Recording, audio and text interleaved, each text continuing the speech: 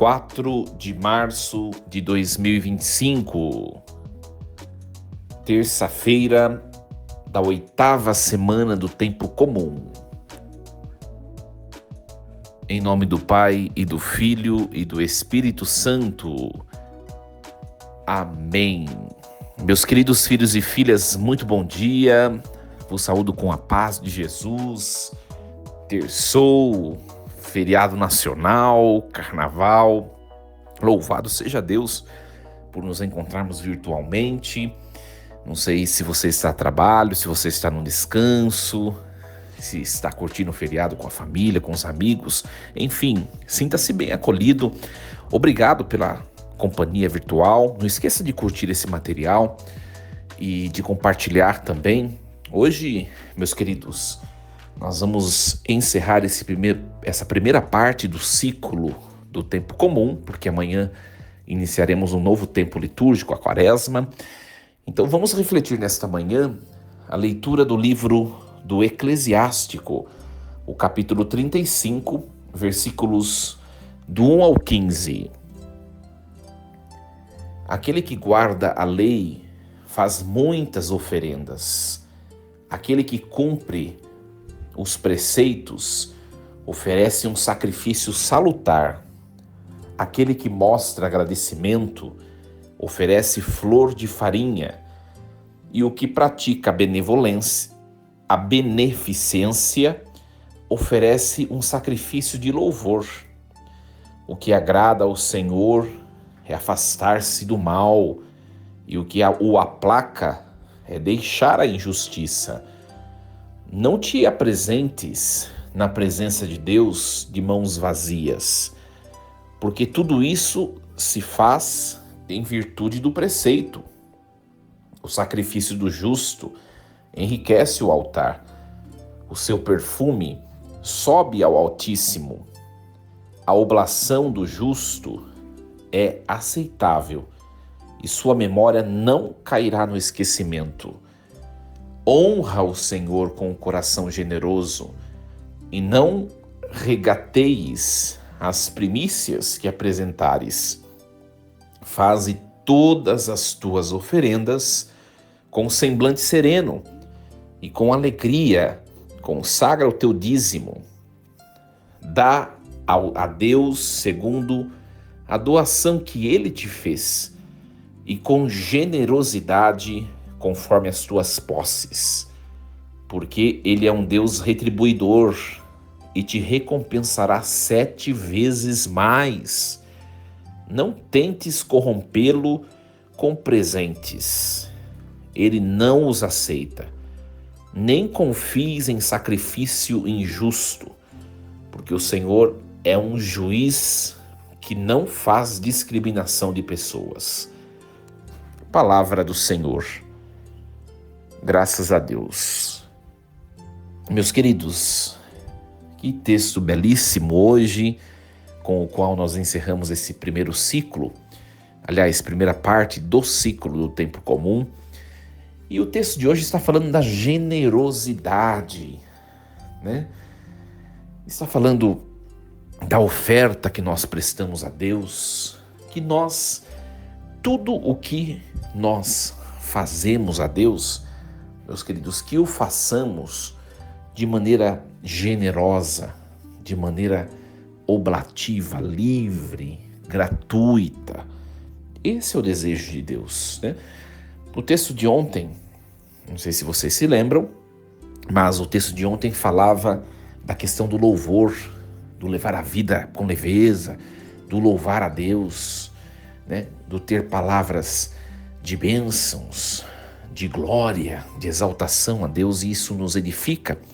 E hoje está falando um pouquinho da questão do sacrifício e do oferecimento, né? Então a gente vai começar do comecinho do texto. Aquele que guarda a lei faz muitas oferendas.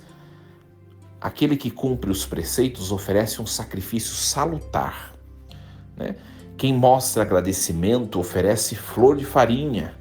O que pratica beneficência oferece um sacrifício de louvor. O que está dizendo aqui, meus queridos?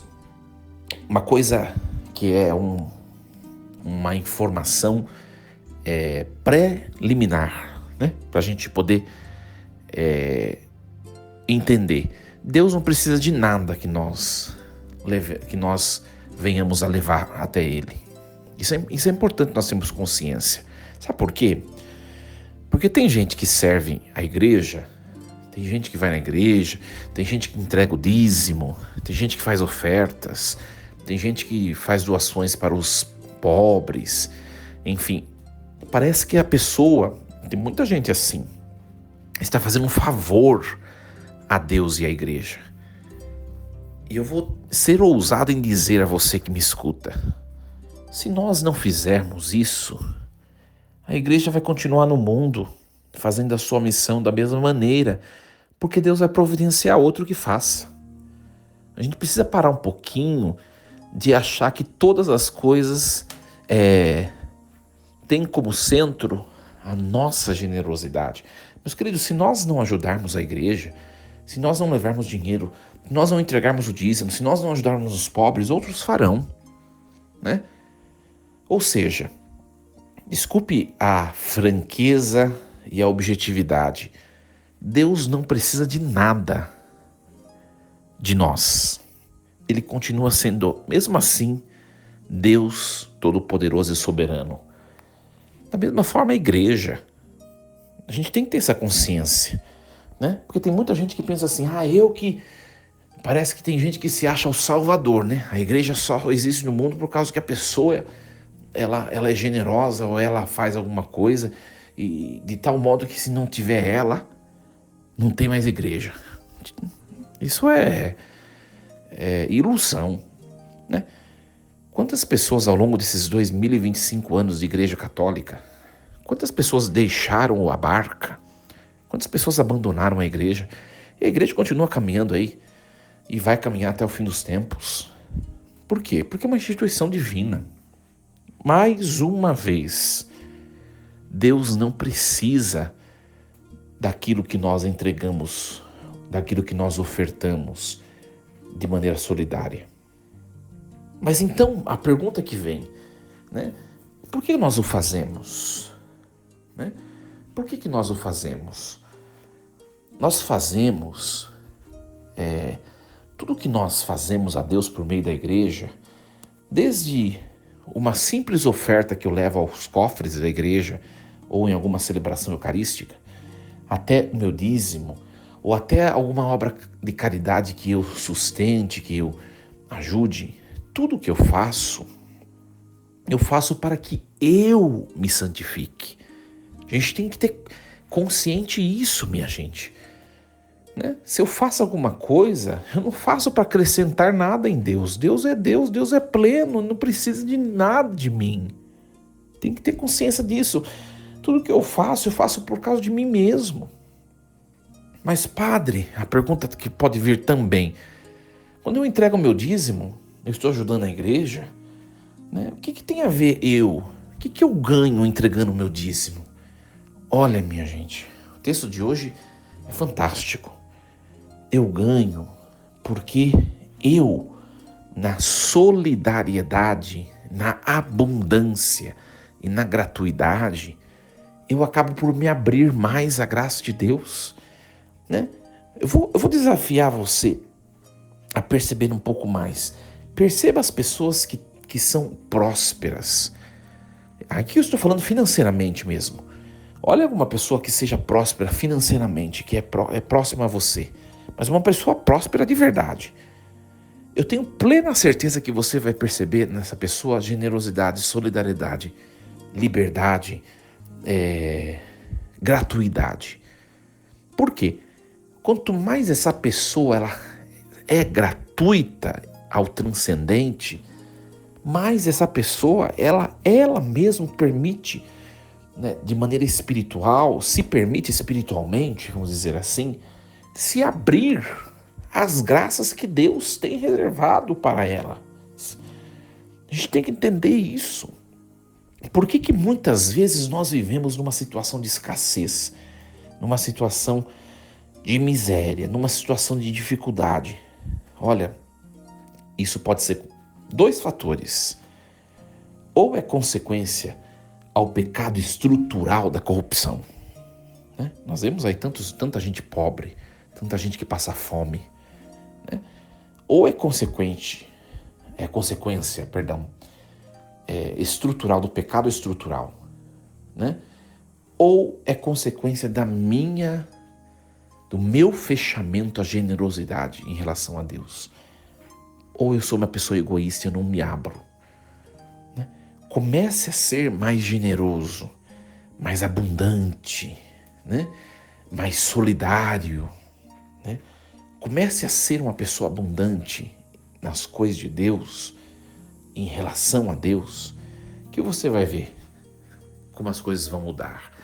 Tem testemunhos vivíssimos disso. Tem pessoas que testemunham com a boca cheia e falam: olha, antes eu não era dizimista, é um exemplo. Depois que eu comecei a confiar mais em Deus e comecei a entregar o meu dízimo para a igreja, parece que as coisas começaram a caminhar adiante. Não porque Deus ele beneficia aqueles que entregam dinheiro à igreja. Não é isso que eu quero que vocês comecem a pensar. Não é isso.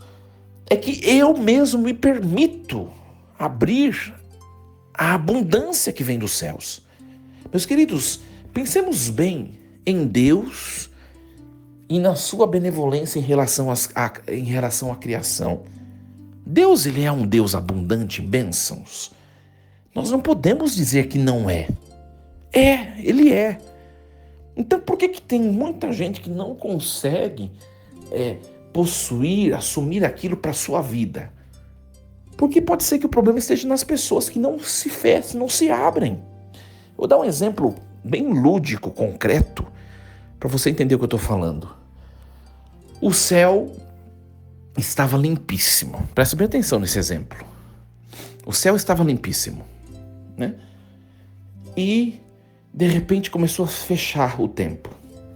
As nuvens apareceram carregadas, o tempo escureceu, ou seja, vai chover. Começou a chuva. Tinha três tipos de pessoas que a gente vai analisar.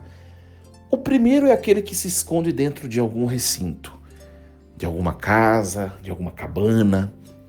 Ele entrou para dentro de casa. Ele não se molhou naquela chuva. A segunda pessoa, ela estava andando na rua, continua andando na rua, começou a chover. E quando começou a chover, ela abriu o guarda-chuva. Ela se molhou um pouco, mas ela não se molhou por inteiro. O guarda-chuva era grande e pôde cobri-la, protegê-la. E a terceira pessoa do meu exemplo é aquela que estava desprovida de guarda-chuva e não tinha nenhum lugar para se abrigar.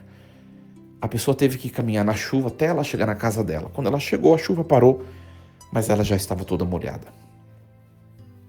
São três pessoas. A chuva que cai dos céus é a mesma, mas somente uma pôde se encharcar da chuva que caiu dos céus. Meus queridos, assim funcionam as bênçãos de Deus. As bênçãos de Deus se derramam. Nós vemos nos evangelhos, né? Quando Jesus mesmo fala, Deus ele faz cair o raio do sol sobre bons e maus, né? As bênçãos de Deus, elas estão sendo dispensadas o tempo todo àqueles que querem. A diferença está na recepção, no quanto eu me abro às coisas transcendentes. Porque eu posso me fechar por completo, me esconder, né?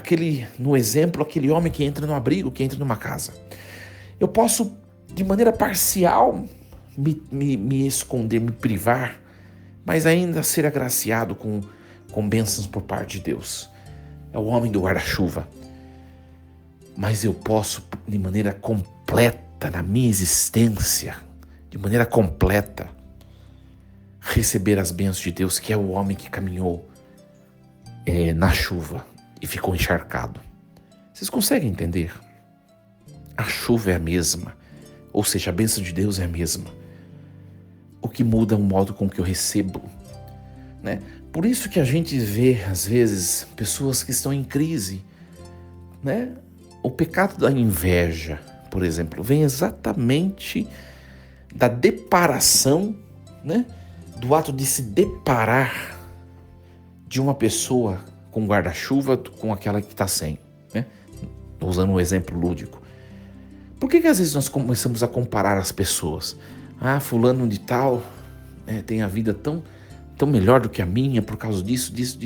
Ora, você tem alguma questão que você é inferior àquela pessoa? Por que você não pode chegar a conquistar aquilo que aquela pessoa conquistou?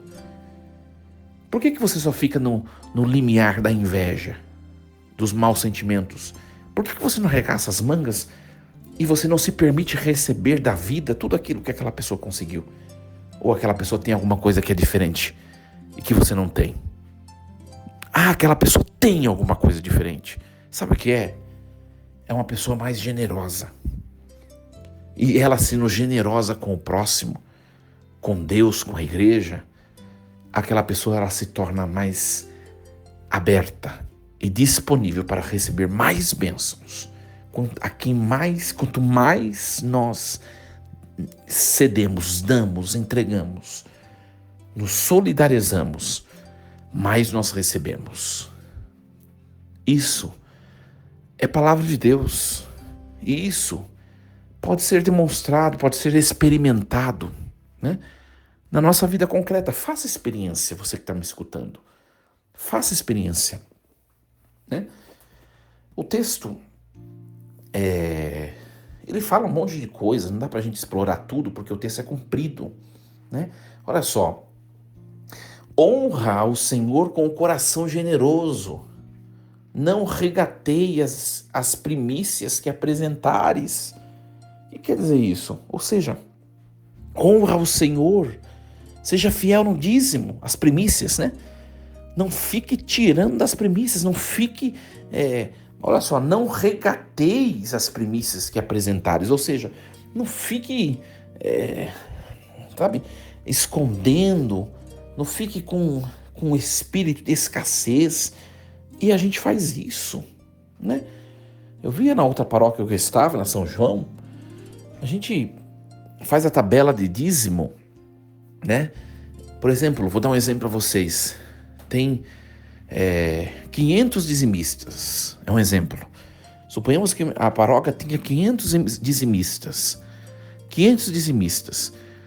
A gente fazia o gráfico de entradas de dízimo e cada mês o gráfico estava de um jeito. O que quer dizer isso? Quer dizer que a pessoa de um mês ela foi generosa. No mês seguinte ela sentiu medo.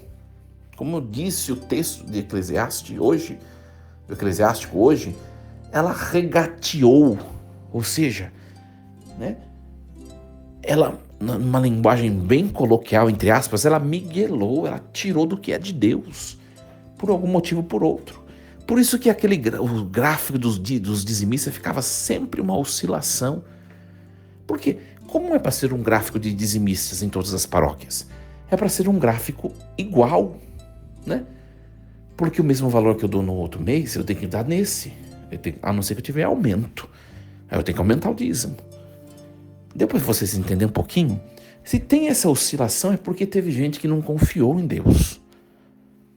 É disso que a palavra está falando hoje, né? Faze todas as tuas oferendas com semblante sereno, com alegria, consagra o teu dízimo, né? Consagra parte daquilo que é teu com fidelidade e você verá quão abundante e generoso Deus é, né? Dá a Deus segundo a doação que Ele te fez, com generosidade conforme as tuas posses. Ou seja, olha o quanto Deus te deu. E mesmo assim, olhando tantos benefícios, eu falava disso esses dias, né? Olhando tantos benefícios que Deus nos faz, né? Qualquer coisa que nós nos disponhamos a entregar a Deus, ainda será pouco, perto de tantos benefícios que Ele nos faz. Inclusive, Ele entregou o seu Filho para a nossa salvação. Isso não tem preço que pague. Então, sejamos generosos a Deus. Deus é um Deus retribuidor, né? É um Deus que recompensa 7 vezes mais, diz o texto de Eclesiástico. Que nós sejamos abundantes. E uma coisa importante, meus queridos, às vezes nós mesmos somos os nossos inimigos. Às vezes nós mesmos nos limitamos, nos diminuímos, nos tornamos miseráveis, escassos, nos tornamos, enfim. Às vezes nós mesmos trazemos em nós um modo de enxergar as coisas tão egoísta e tão pequeno. Faça a experiência de ser abundante, de ser generoso, grande, pense alto. Quando a gente começar a fazer isso, a gente vai experimentar aquilo que as pessoas tão bem-sucedidas na vida experimentam, que é a abundância. É a palavra de hoje. Que Deus nos ajude. Nós estamos entrando quase às portas do tempo da Quaresma. O tempo da Quaresma é um tempo propício para nós avaliarmos o nosso relacionamento com os bens, né? Ver se os nossos egoísmos não têm nos impedido de crescer e também de fazer a vida do outro melhor, né? Nossa solidariedade, nossa generosidade. Então, é um tempo propício para isso, que nós reflitamos. Queridos, desejo a vocês uma terça-feira de carnaval cheia de Deus. Se você vai passear, cuidado, que nós façamos tudo o que tivermos de fazer nesse dia com prudência, né? Muitas pessoas ainda desordenadas na sociedade que acabam atrapalhando o descanso do outro, né? Então, que seja um dia saudável a todos nós. Força e coragem, em nome do Pai e do Filho e do Espírito Santo. Amém. E lembremos-nos sempre, Deus está no comando de tudo.